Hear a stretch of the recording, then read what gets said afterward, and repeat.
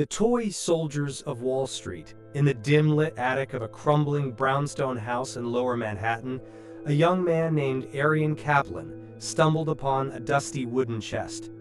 The chest had no lock, no inscription, just deep scratches like claw marks etched into its sides. The smell of aged oak and something metallic wafted out as he opened it.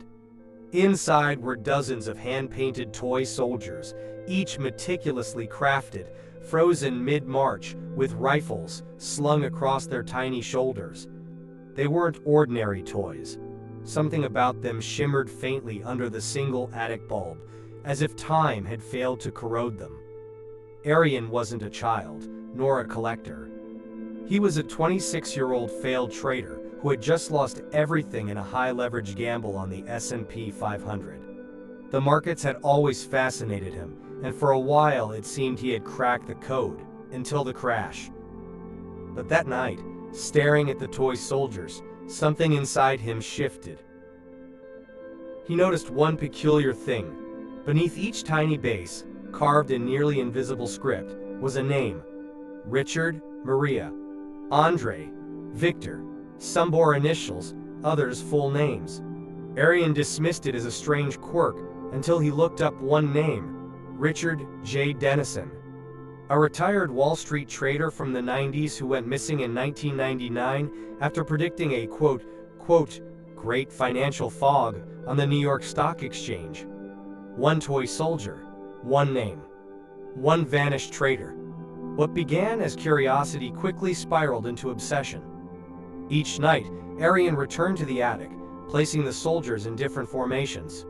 He would wake up the next day with ticker tapes and candlestick charts scribbled across his walls. Somehow his hands moved in sleep, plotting market trajectories he didn't remember studying. And then the gains began. First a few $100s, then thousands. Arian's new trades followed rhythms no analyst could explain, patterns dictated by how he arranged the soldiers. He told no one. How could he? But with success came whispers. Traders from online forums began reaching out. They called it the Toy Battalion Theory. Most dismissed it as urban legend. But one cryptic message stood out. The soldiers aren't predicting the market. They are the market. Every trade you win takes them closer to marching again. When the last one moves, you'll see the cost. Arian laughed it off. He had finally found redemption. Until one morning, he noticed a soldier had moved slightly on its own, its head tilted, eyes seemingly watching him. At first, it was subtle. The soldiers' rifles would be held at different angles. A helmet would vanish and reappear.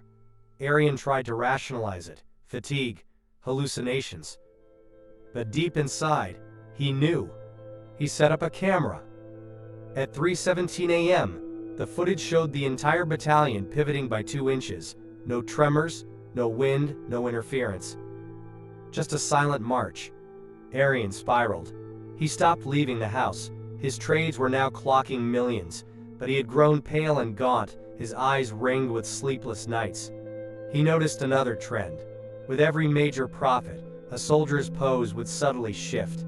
They were gaining momentum. And they were marching towards something. An invisible destination that only Arian feared. He reached out to an old mentor, Mr. Charlson, a retired trader turned spiritual recluse. When Arian explained everything, the old man turned white. "They say the market has a soul," Charlson whispered. "Perhaps it doesn't. But maybe it has a memory. Those soldiers, they're traders who never let go. Now, they march to the rhythm of ambition and greed." Arian tried to burn them. The flames consumed the box, the cloth, the attic floor, but the soldiers remained untouched, gleaming, unmoved. On the first anniversary of his rediscovery of the chest, Arian woke to a quiet house. But the attic was humming. Inside, all the soldiers had turned to face the door. All but one. The final soldier was missing. Arian felt a chill crawl up his spine. He turned, only to see a tiny glint of metal on his desk. The final soldier stood there. Its face was not generic like the others. It was his own face.